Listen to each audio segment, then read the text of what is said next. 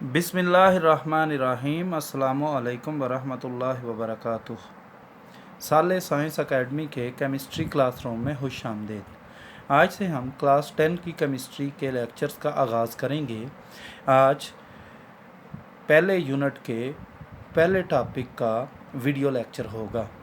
हमारा जो यूनिट है ये केमिकल इक्विलिब्रियम से रिलेटेड है और जो हमारा टॉपिक जो आज हम कवर करेंगे वो है reversible reaction and dynamic equilibrium. इस टॉपिक के अंडर जो सब टॉपिक्स जिनको आज हम वीडियो लेक्चर्स में वन बाय वन देखेंगे वीडियो लेक्चर के अंदर, वो हैं रिवर्सिबल रिएक्शन और irreversible reaction with the help of examples. उसके बाद dynamic equilibrium and static equilibrium और लेक्चर के लास्ट में characteristics of macroscopic characteristics of reversible reaction and irreversible reaction.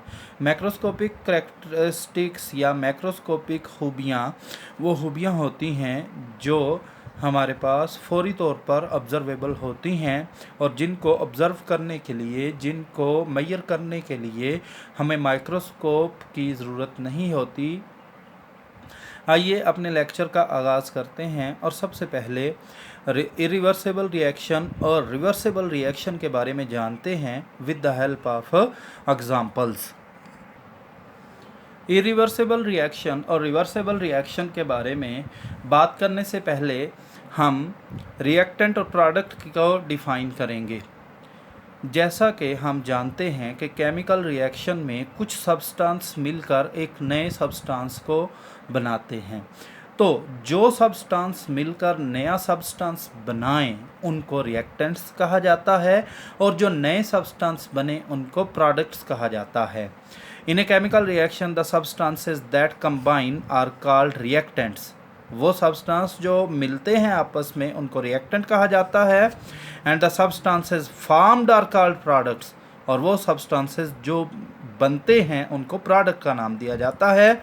जैसा कि एक मिसाल से ज़ाहिर किया गया है कि हाइड्रोजन और ऑक्सीजन मिलकर वाटर बनाते हैं, तो इस मिसाल के अंदर हाइड्रोजन और ऑक्सीजन रिएक्टेंट्स हैं और H2O जो है ये प्रोडक्ट हैं।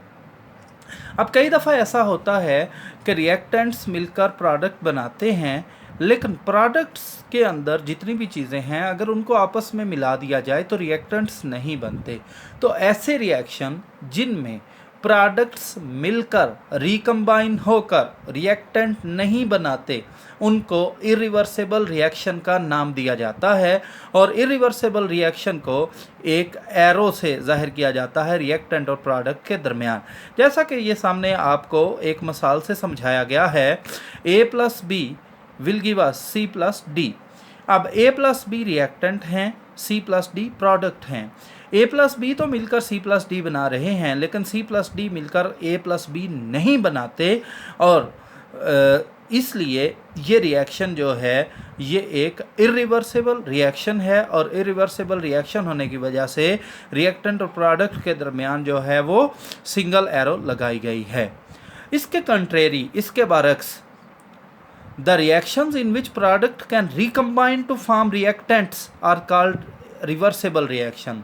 यानी अगर ऐसा हो कि प्रोडक्ट्स मिलकर रिएक्टेंट को दोबारा बना दें तो ऐसे रिएक्शंस को रिवर्सिबल रिएक्शंस का नाम दिया जाता है।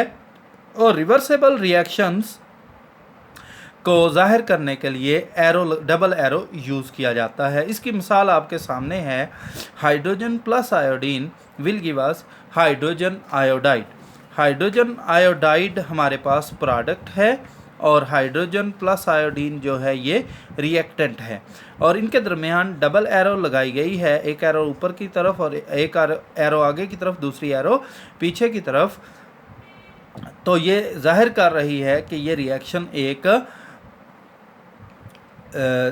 रिवर्सिबल केमिकल रिएक्शन है। आइए दो मिसालों से रिवर्सिबल रिएक्शन को मज़ीद समझते हैं। सबसे पहले हम रिएक्शन डिस्कस करेंगे। Let us discuss the reaction between hydrogen and iodine. Hydrogen और आयोडीन के माबैन रिएक्शन को डिस्कस करेंगे। Because one of the reactant iodine is purple, iodine का कलर चूँकि पर्पल होता है, तो लिहाजा रिएक्शन के दौरान जब आयोडीन का पर्पल कलर डिसअपियर हो जाए तो हम कहेंगे रिएक्टेंट ख़त्म हो गया है, और अगर पर्पल कलर दोबारा से आ जाए तो हम कहेंगे आयोडीन जो है वो रिएक्शन में दोबारा आ चुका है। तो सबसे पहले हम क्या करते हैं, सबसे पहले हम ये करते हैं कि हाइड्रोजन और आयोडीन को हम एक फ्लास्क के अंदर बंद कर देते हैं, फिर इनको हीट करते हैं, जिसके नतीजे में पर्पल कलर जो है वो ख़त्म हो जाता है हाइड्रोजन आयोडाइड का, और हमें पता चल जाता है कि अब जो है रिएक्शन वकूअ पज़ीर हो गया है। हाइड्रोजन प्लस आयोडीन मिलकर उन्होंने कलरलेस हाइड्रोजन आयोडाइड बना दिया है। ये रिएक्शन, इस रिएक्शन में रिएक्टेंट्स ने मिलकर प्रोडक्ट बनाई है, तो लिहाजा इस रिएक्शन को फॉरवर्ड रिएक्शन का नाम दिया गया है। ये डेल्टा साइन ये शो कर रहा है कि ये रिएक्शन करवाने के लिए आपको हीट देनी पड़ेगी। अगर आप उसी फ्लास्क के अंदर, जिस फ्लास्क के अंदर आपने पहले रखा था रिएक्शन किया था, उसके अंदर जो हाइड्रोजन आयोडाइड मौजूद है उसको दोबारा से हीट अप करें, तो अब क्या होगा कि ये कलरलेस हाइड्रोजन आयोडाइड जो है ये इसके अंदर अपीयर होना शुरू हो जाएगा पर्पल कलर, जो कि इस चीज़ की इंडिकेशन है कि अब हाइड्रोजन और आयोडीन दोबारा से बननी शुरू हो गई है। और ये रिएक्शन शो किया गया है जो बाद में हो रहा है, जो बैकवर्ड हो रहा है, जिसमें प्रोडक्ट मिलकर रिएक्टेंट बना रहे हैं, तो इसको रिवर्स रिएक्शन का नाम दिया जाता है। वो रिएक्शन जिसमें प्रोडक्ट मिलकर रिएक्टेंट बनाए उसको रिवर्स रिएक्शन कहते हैं, जिसमें रिएक्टेंट मिलकर प्रोडक्ट बनाए उसको फॉरवर्ड रिएक्शन का नाम दिया जाता है। और इन दोनों रिएक्शंस को अगर हम इकट्ठे लिखना चाहें तो इस तरह से लिख सकते हैं, H2 + I2, दरमियान में डबल एरो और आगे 2HI। तो ये हमारे पास रिवर्स रिएक्शन लिखा जा चुका है हाइड्रोजन प्लस आयोडाइड का। इसको पिक्चर में भी ये चीज़ शो की गई है। अगर आप लोग इसको गौर से देखें तो सबसे पहले रिएक्शन हमारे पास आयोडीन और हाइड्रोजन गैस थी, जब हमने इसको हीट किया तो इन दोनों का कम्बिनेशन हुआ और हमारे पास हाइड्रोजन आयोडाइड गैस बनी। फिर हमने हाइड्रोजन आयोडाइड गैस को हीट किया तो डीकम्पोजिशन हुई, पर्पल कलर जो है वो दोबारा अपीयर हुआ, तो हमारे पास हाइड्रोजन और आयोडीन गैस दोबारा से बन गई। इससे हमें पता चलता है कि रिवर्स रिएक्शन के अंदर रिएक्टेंट और प्रोडक्ट दोबारा से बनते रहते हैं। आइए दूसरी मिसाल देखते हैं जिसमें कैल्शियम ऑक्साइड को कार्बन डाइऑक्साइड से मिलाया गया है और कैल्शियम कार्बोनेट बनता है। Let us have another example. When calcium oxide and carbon dioxide react, they produce calcium carbonate. Calcium oxide plus CO2, ये दोनों हमारे पास रिएक्टेंट्स हैं और ये दोनों मिलकर CaCO3 बना रहे हैं। ये हमारे पास प्रोडक्ट हैं और ये हमारे पास जो लिखा गया है ये फॉरवर्ड रिएक्शन लिखा गया है जो हमें बताया गया है। अगर हम इसी कैल्शियम कार्बोनेट को दोबारा से हीट अप करें तो वो कैल्शियम ऑक्साइड और कार्बन डाइऑक्साइड में चेंज हो जाता है, जो कि इस रिएक्शन का रिवर्स रिएक्शन होता है। When CaCO3 is heated in an open flask, it decomposes to form calcium oxide and carbon dioxide. CO2 escapes out and reaction goes to completion. ये प्रोडक्ट है, इसको जब हीट करें तो हमारे पास रिएक्टेंट्स दोबारा से बन जाते हैं और इसको डीकम्पोजिशन का नाम दिया जाता है। जब हम इन दोनों रिएक्शंस को इकट्ठा लिखें तो हमारे पास लिखा जा सकता है CaO + CO2 will give us CaCO3 और दरमियान में डबल एरो लगा दिया जाएगा। ये दोनों रिएक्शन जो हमने देखे हैं अभी, इन दोनों रिएक्शंस में क्या होता है कि डीकम्पोजिशन रिवर्स होती है और कम्बिनेशन फॉरवर्ड रिएक्शन होता है। लिहाजा जब कैल्शियम कार्बोनेट को CaCO3 को एक क्लोज फ्लास्क के अंदर हीट किया जाता है, इस तरह के ये जो आपको दिखाया गया है कि कार्बन डाइऑक्साइड एस्केप ना हो, तो हमारे पास दोबारा से जो जिस तरह के इस फिगर में बताया गया है, initially only decomposition goes on forward reaction, but after a while carbon dioxide starts combining with calcium oxide to form CaCO3 reverse reaction. In the beginning, शुरू में हमेशा ये होता है, जब भी हम रिवर्स रिएक्शन की बात करते हैं, शुरू में हमेशा प्रोडक्ट्स रिएक्टेंट्स ज़्यादा होने की वजह से जो प्रोडक्ट्स हैं सिर्फ वो बनती हैं, लेकिन थोड़ी देर बाद जब प्रोडक्ट बन जाती हैं तो वो प्रोडक्ट्स रिकम्बाइन होकर रिएक्टेंट्स बनाना शुरू कर देती हैं, और यही चीज़ यहाँ बताई गई है.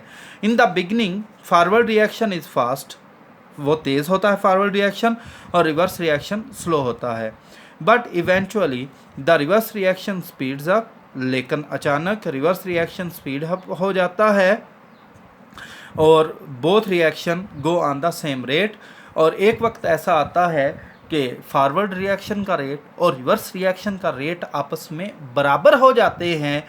तो इस मौके पर हम कहते हैं कि जितने रिएक्टेंट्स मिलकर प्रोडक्ट बना रहे हैं उतने ही प्रोडक्ट मिलकर दोबारा से रिएक्टेंट बना रहे हैं, और ये हम रिएक्शन को लिख सकते हैं CaCO3 will give us CaO + CO2. Double arrow जाहिर कर रही है कि ये एक हमारे पास रिवर्सेबल रिएक्शन है. अब हम इस पोजीशन में आ चुके हैं कि केमिकल इक्विलिब्रियम स्टेट को डिफाइन कर सकें. तो केमिकल रिएक्शन की केमिकल इक्विलिब्रियम स्टेट वो स्टेट होती है जिसमें उसका फॉरवर्ड रिएक्शन का रेट रिवर्स रिएक्शन के रेट के बराबर हो जाता है. When the rate of forward reaction take place at a rate of reverse reaction, the composition of reaction mixture remains constant. It is called chemical equilibrium state. Chemical equilibrium state दो तरह की होती है, टू टाइप्स की होती है, जैसे कि हम पहले लेक्चर के आगाज़ में बात कर चुके हैं, स्टैटिक इक्विलिब्रियम और दूसरी डायनामिक इक्विलिब्रियम. स्टैटिक इक्विलिब्रियम क्या है? स्टैटिक इक्विलिब्रियम तब वकू पजीर होता है when reaction ceases to proceed, मज़ीद रिएक्शन वकू पजीर ना हो तो हम कहते हैं कि स्टैटिक इक्विलिब्रियम है. It is called static equilibrium. ये this happens mostly in physical phenomena, ये ज़्यादातर तभी मज़ाहर में होता है. For example, building remains standing rather than falling down because all the forces acting on it are balanced. When reaction does not stop, जब ऐसा हो कि केमिकल रिएक्शन सीज ना हो, रुके ना, बल्कि चलता रहे, दोनों तरफ चलता रहे, लेकिन फॉरवर्ड रिएक्शन का रेट और रिवर्स रिएक्शन का रेट बराबर हो जाए, तो हम कहते हैं कि ये डायनामिक इक्विलिब्रियम में है.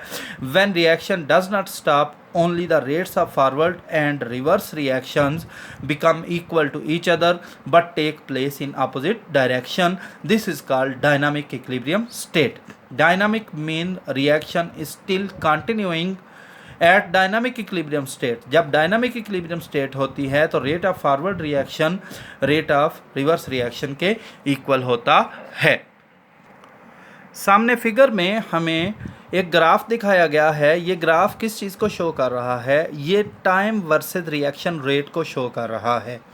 इसके अंदर हमें दो रिएक्शन रेट दिखाए गए हैं, forward rate of reaction, reverse rate of reaction. अगर आप देख सकें तो सबसे पहले देखें कि शुरू में फॉरवर्ड रेट ऑफ रिएक्शन, शुरू में जब टाइम अभी बिल्कुल कम है, बहुत ज़्यादा है, लेकिन जो जो टाइम आगे जा रहा है फॉरवर्ड रेट ऑफ रिएक्शन कम होता जा रहा है. लेकिन जो जो फॉरवर्ड रेट ऑफ रिएक्शन जो है वो कम हो रहा है, रिवर्स रेट ऑफ रिएक्शन बढ़ता जा रहा है. एक वक्त ऐसा आता है जो कि इस ग्राफ के मुताबिक 90 मिनट है कि फॉरवर्ड रेट ऑफ रिएक्शन और रिवर्स रेट ऑफ रिएक्शन दोनों बराबर हो जाते हैं. ये स्टेट जो है इसको डायनामिक इक्विलिब्रियम स्टेट का नाम दिया जाता है. लेक्चर के आखिरी हिस्से में हम फॉरवर्ड और रिवर्स रिएक्शन की मैक्रोस्कोपिक खूबियाँ देखेंगे. सबसे पहले अगर पहली खूबी फॉरवर्ड रिएक्शन की ये है कि it is a reaction in which reactants react to form products. समझ आ गई कि रिएक्टेंट्स मिलकर प्रोडक्ट बनाते हैं, ये ऐसा रिएक्शन है. जबकि रिवर्स रिएक्शन में it is a reaction in which products react to produce reactants. It takes place from left to right. ये केमिकल इक्वेशन के लिहाज से लेफ़्ट टू राइट वकू पजीर होता है। यानी आपके पास अगर केमिकल इक्वेशन लिखी हुई है a plus B will give us c plus D, तो हमारे पास ए से बी लेफ़्ट से राइट की तरफ जो जा रहा है a प्लस बी वाला रिएक्शन ये फॉरवर्ड रिएक्शन है। और रिवर्स रिएक्शन कौन सा होता है, ये राइट टू लेफ़्ट जाता है। यानी कि c प्लस डी जब मिलकर a प्लस बी बनाते हैं तो ये रिवर्स रिएक्शन होता है। At initial state the rate of forward reaction is very fast. शुरू में फॉरवर्ड रिएक्शन का रेट बहुत तेज़ होता है और जूजू वक्त गुजरता जाता है ये स्लो होता जाता है। और रिवर्स रिएक्शन का रेट शुरू में बहुत कम होता है लेकिन जूजू वक्त गुजरता जाता है ये स्पीड अप होता जाता है। लेक्चर में आगे हम देखेंगे कि डायनामिक इक्विलिब्रियम में जब कोई सिस्टम होता है तो उसकी मैक्रोस्कोपिक कैरेक्टरिस्टिक्स या मैक्रोस्कोपिक खूबियाँ क्या हैं। A few important characteristic features of dynamic equilibrium are given below. सबसे पहली खूबी जो कि डायनामिक इक्विलिब्रियम रखने वाले सिस्टम की है कि equilibrium is achievable only A close system. Dynamic equilibrium किसी भी सिर्फ क्लोज सिस्टम में अचीवेबल है, अगर ओपन सिस्टम है तो उसमें अचीवेबल नहीं है। क्लोज सिस्टम का क्या मतलब है, अगर आप रिएक्शन एक क्लोज्ड फ्लास्क के अंदर कर रहे हैं, इसका मतलब क्या है कि in which substances can neither leave nor enter. System में या रिएक्शन के दौरान ना ही बाहर से नई चीज़ें डाली जाएंगी ना ही अंदर से कोई चीज़ या गैस बाहर जाएगी, तो आप ये इक्विलिब्रियम अचीव तभी कर सकेंगे। At equilibrium state the reaction does not stop. Equilibrium state पर केमिकल रिएक्शन स्टॉप नहीं होता, रुकता नहीं है, बल्कि सिर्फ क्या होता है, forward and reverse reactions keep on taking place at the same rate but in opposite direction. At equilibrium state the amount का क्या मतलब है, कंसंट्रेशन ऑफ रिएक्टेंट्स और products do not change. Equilibrium state पर जब एक दफ़ा एक रिएक्शन पहुंच जाता है तो इक्विलिब्रियम स्टेट पर पहुंचने के बाद जितने रिएक्टेंट्स थे सिस्टम में और जितनी प्रोडक्ट्स थी सिस्टम में या रिएक्शन के अंदर वो उतनी ही रहती हैं, चाहे 100 साल गुजर जाए, चाहे 10 दिन गुजर जाएं। At equilibrium state, the amount of reactant and product do not change. Even physical properties like color density remains the same. An equilibrium state is attainable either way. अगर आप रिएक्शन प्रोडक्ट से रिएक्टेंट की तरफ ले जाएं तो फिर भी इक्विलिब्रियम अचीवेबल है। अगर आप फॉरवर्ड रिएक्शन से शुरू करें तो फिर भी इक्विलिब्रियम अचीवेबल है। रिवर्स में शुरू करें फिर भी इक्विलिब्रियम अचीवेबल है। रिएक्टेंट से प्रोडक्ट बनाना शुरू कर दें, प्रोडक्ट से रिएक्टेंट बनाना शुरू कर दें तो फिर भी ये इक्विलिब्रियम अचीवेबल है। An equilibrium state can be disturbed and again achieved under the given condition of concentration, pressure and temperature. अगर आप एक दफ़ा इक्विलिब्रियम कंडीशन को डिस्टर्ब कर दें तो आप उसको दोबारा भी हासिल कर सकते हैं। इसके साथ ही आज के लेक्चर का अख्ताम होता है। उम्मीद है आपको समझ आ गई होगी। अगर लेक्चर के अंदर कोई चीज़ समझ नहीं आई तो कमेंट बॉक्स में आकर ज़रूर बताएं और क्लास 10th के स्टूडेंट्स के साथ इसको ज़रूर शेयर करें ताकि वो भी आपकी तरफ फ़ायदा उठा सकें। उर्दू मीडियम वाले स्टूडेंट्स के लिए ये मशवरा है मेरा कि वो वीडियो के दौरान बोली गई बातों को गौर से सुनें, क्योंकि मैंने सारी चीज़ों का उर्दू तर्जमा साथ ही कर दिया है। यानी कि ये lecture Urdu medium English medium दोनों स्टूडेंट्स के लिए यकसा तौर पर मुफीद है। साले साइंस एकेडमी के यूट्यूब चैनल को सब्सक्राइब करें और वीडियो को लाइक करें और फेसबुक पेज को भी लाइक करें ताकि आपको हर नई वीडियो की अपडेट मिल सके। नेक्स्ट वीडियो तक अल्लाह हाफिज़।